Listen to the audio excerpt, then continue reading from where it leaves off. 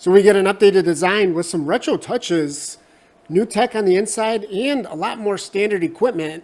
And, you know, if you haven't been a big fan of the small, short little bed on this thing, I got some good news for you.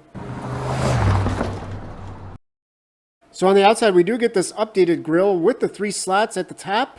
Retro theme, yes, but the big news is it's like one piece now. It goes all the way down into the bumper. There's no brake, you know, so this is the old model or the current model. You can see it's distinct. There was an upper part and then the lower part. So it's, you know, it's basically the same look, same design. It's just, yeah, it's just been updated a little bit. The only thing is, I don't know, you might miss, let me know what you think of this. You might miss that Frontier kind of stamped into the front. But this retro look, you know, it does look good. And, you know, I don't know, maybe you had an old, you know, maybe you had an old hard body or something. So now here's the big news. They're expanding the availability of the 6-foot bed, right? So this one here, it's like that, isn't it? Guess what? You can actually get it on this Pro 4X, in fact, and the SL. So you can get, if you want the 6-foot bed, you can get the truck you want now, basically. And on the rear end here, yeah, it's not that different. Well, this is new. This black trim piece that goes across the tailgate, that's new. And, you know, it makes sense because, yeah, as we talked about, there's more black up front. And then these new updated wheels, these are actually awesome. It's got that, again, it's the retro theme where there's just like cutouts, kind of like what we used to see on the steel wheels, and not so much, you know, not so much just spokes.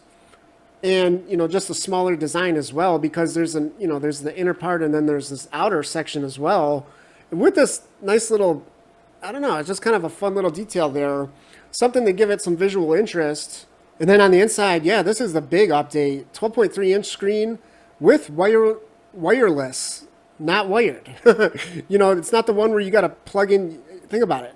You want to get in your car and have to plug in your phone every time? No, this one's wireless Apple CarPlay, wireless Android Auto. It doesn't matter. And then, of course, you know, you might say, well, the old model actually had a pretty decent screen in it. Well, not really, because most of it was this bezel. This is the bezel. This isn't the screen, by the way. The screen, as you can see, yeah. You can see it was only an 8-inch screen. So, you know, now you got 12.3 inches. The only thing is, look at this. This is weird. Why? This is the 360 off-road camera. To me, I don't know, why is it? It's like takes up what, 60% of the screen. In fact, it might even be smaller than what it used to be, because at least on the old display it took up the whole screen. But they have improved this system, so if you want to use this in the off-road mode, you can do it now up to 12 miles per hour. So I don't even know why there is a cutoff like this. You know. But and by the way, what was the old version limited to? And yes, there's more standard equipment as well. You might find this interesting, that there's a new telescoping steering wheel. So evidently you could never get that on the Frontier. And then the passenger seat, yeah, more of the trims do get a power passenger seat as well. And the rear window on the back, that's standard. That's standard on all trims now. In fact, as is that telescoping steering wheel.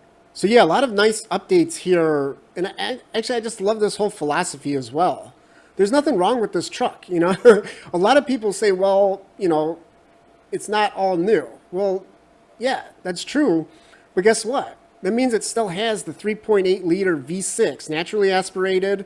Still got the 9-speed automatic. You know, there's no there's no tiny little turbo engine in this thing, right? There's no hybrid. It's a real truck. And now it's got all the updated tech, you know, all that stuff that you want. I don't know why more automakers don't do this.